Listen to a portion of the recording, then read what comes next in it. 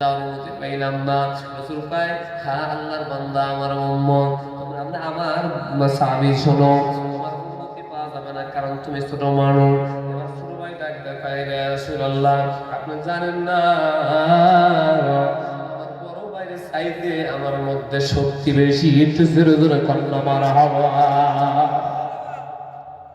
আমার রাসূল ডাক দেখায়, যাবি বড় ভাইয়ের চাইতে তোমার শক্তি বেশি বলে, হ্যাঁ বিশ্বাস না হয় আমার একটু লড়াই দিয়ে দেন, ভাইয়ের সাথে আমি লড়াই করবো। কি দরদ, কি ভালোবাসা দেখেন আল্লাহকে চেনা জানার জন্য, আল্লাহকে পাওয়ার জন্য, আল্লাহকে ডাকার জন্য নবীর উপর প্রেম। আল্লাহ নবী ডাকতে পারে লড়াই করবে, বলো হাও। এবার আল্লাহ নবী অনুমতি দেয়, বড় ভাই আর ছোট ভাই লড়াই করবে। এ দরদের যুবক ভাই তাকান, এই দুইটা ভাই যখন লড়াই শুরু করবে, ছোট ভাই বড় ভাইয়ের চেহারা দিকে তাকায়া একটু তাকায়া ইশারা দিয়ে বোঝায়, ভাই আমি জানি তোমার সাথে আমি পারবো না, কারণ তুমি বড় আমি ছোট, আমি কখনো তোমার সাথে লড়াইয়ে পারবো না। কিন্তু তোমার জিহাদে যাওয়ার জন্য আল্লাহ নবী অনুমতি দিয়েছে, আমার অনুমতি দেয় নাই। একটু দয়া করে যখন তোমার আমি ধরতে যাবো, অর্থাৎ ধর্ম তুমি আস্তে করে জমিনের মধ্যে শেয়ার করো, যাতে আমার যাওয়ার অনুমতি হয়। একটু মারহাবা জোরে বলেন। ভাই ডাক্তার কয়, ভাই ঠিক আছে তাহলে অবশ্যই আমি করবো। ভাই যান, দুটি ভাই যখন লড়াই শুরু করলো, এক ভাই জমিনের মধ্যে পড়ে গেলেন, বড় ভাইটা ছোট ভাই বড় ভাইয়ের বুকের উপর চাপ দিয়ে বসে রাখলেন। নবীকে ডাক্তার দিয়ে, রাসূলুল্লাহ টাকা দেখেন আমার শক্তি কত বেশি। হাই দুনিয়ার মুসলমান, এই ছোট ভাই যখন ডাক্তার দিয়ে, রাসূলুল্লাহ দেখেন আমার কত শক্তি বেশি। আমার নবী পারমিশন দিলেন জিহাদে যাওয়ার জন্য, বদরের যুদ্ধে অংশগ্রহণ করার জন্য। এ মুসলমান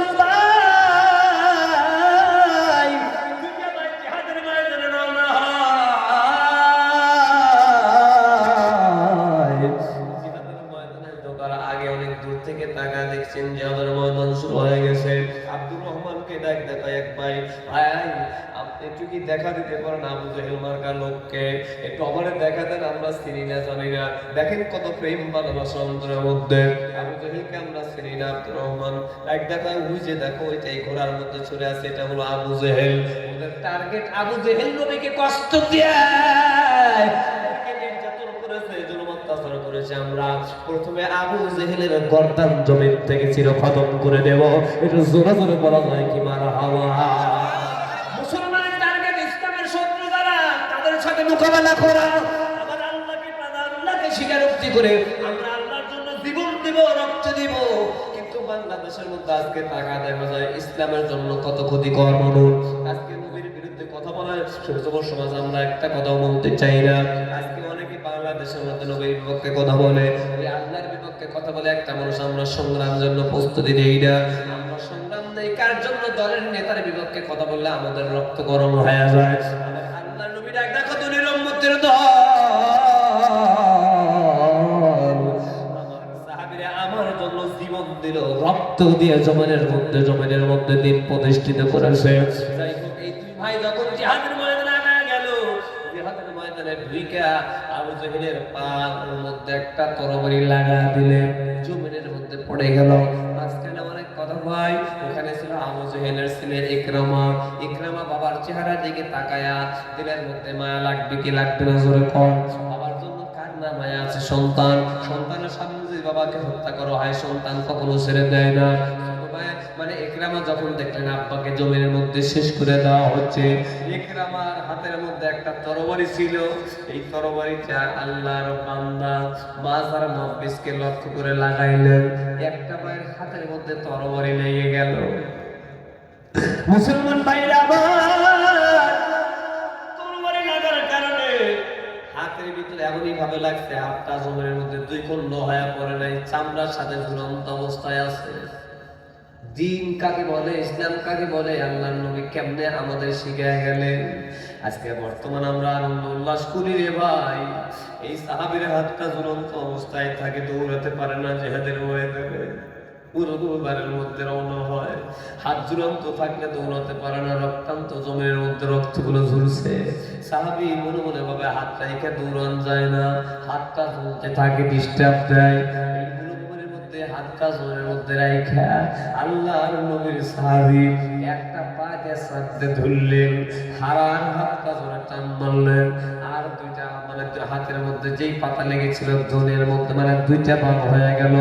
টান যখন দিয়েছেন আল্লাহর বান্দার হাতটা দুভাগ হয়ে গেছে, দুমের মধ্যে পড়ে গেছে, রক্তক্ষরণ হচ্ছে।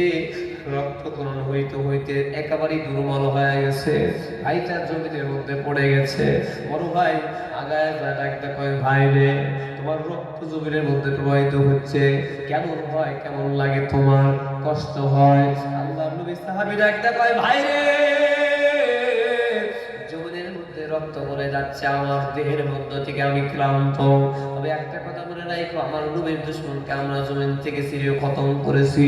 তবে ভাই এখন আমার কেমন লাগে জানতে চাও? বলে যা বলো। ভাই ভাই জানো আমার কেমন লাগে? বলে কেমন?